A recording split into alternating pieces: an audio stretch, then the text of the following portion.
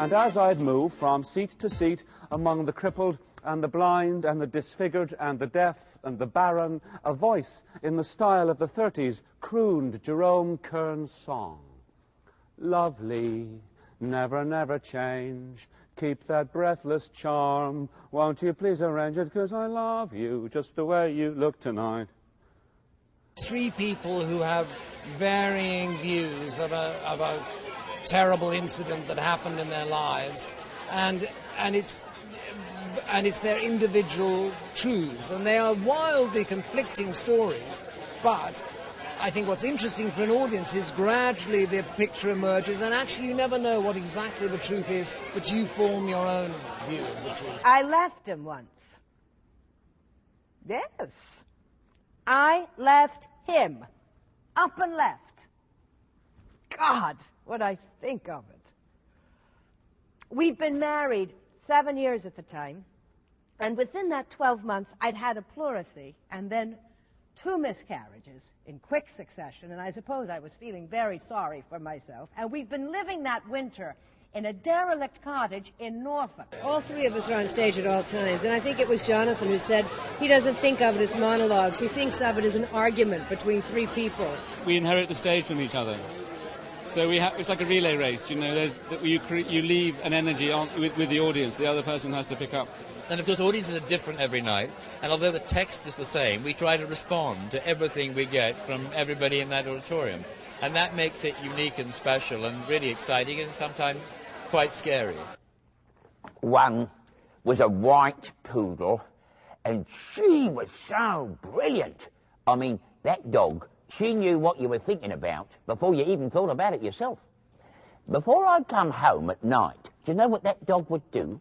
She'd switch on the electric fire, pull the curtains, and leave my slippers and a bottle of beer sitting there beside my chair. But put it in front of an audience, fell apart. Couldn't do nothing. It's a challenge, but the writing is great, and the writing feeds us. I don't know what Jerry thinks, but I think it's so extraordinary that it feeds you. You know, it's wonderful to speak it. It's a great celebration of language, and it's an extraordinary, I think, metaphor for what it is to be an artist, and the damage that the intermittent gift of art can cause to the artist, but also to the people who are involved with him and love him. And I think it's a really remarkable piece. I think, and I would say this, wouldn't I, but I think it's one of the great plays of the last 50 years. Certainly one of the great Irish plays of the last 50 years. Oh, yes, yes.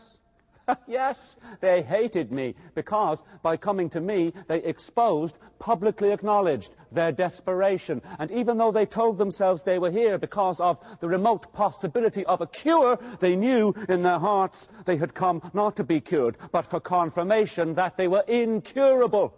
Not in hope, but for the elimination of hope. I'm happiest of all because the great writer, Brian Friel, and I think this is his masterpiece, Broadway has said, welcome back, because this play started there many years ago and wasn't accorded the success it deserved. I think maybe it was a little too early for its time. Well, now it's found its time, and the audiences have been wonderful and receptive. And then he'd bow his way off and bring up the music.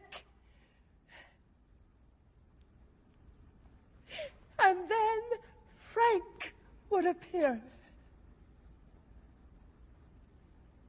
I wish you could have seen him. It wasn't just that he was a handsome man. He wasn't really. But when he came out before those people... I literally have had Brian Friel in my dressing room off and on for the last week, which, you know, I'm like, oh my gosh, I can't believe. And as we sit and listen to Ian McDiarmid and Ray Fiennes on our little tinny monitor in the dressing room, and I think it doesn't get much better than this. We never meet on stage except at the curtain call, but we have a kind of bonding ritual at the beginning, which I won't describe in too much detail. And then Rafe comes and talks to me after his monologue, and when I come off, I go and talk to Cherry about mine and hers. So off stage we're very friendly, even though on stage we're in our lonely world. Listen to me, dear Art, I'll give you this for nothing. Best advice you'll ever get. The one rule I've always lived by. Friends is friends, and work is work, and never the twain shall meet, as the poet says. Okay? Okay. It premiered here and was not a success with James Mason, and so it's wonderful to bring it back here and to have the kind of reaction that we're having thus far has been thrilling, because it's sort of the play is coming back to its birthplace and restating itself. So it's Return of the Prodigal play. So it's great. Whether these very astonishing cures were effected by autosuggestion, or whether Mr. Harding is indeed the possessor of some extraterrestrial power, nice word that, we are not as yet in a position to adjudicate, but our preliminary investigations would indicate that something of highly unusual proportions took place that night in Clanblethian.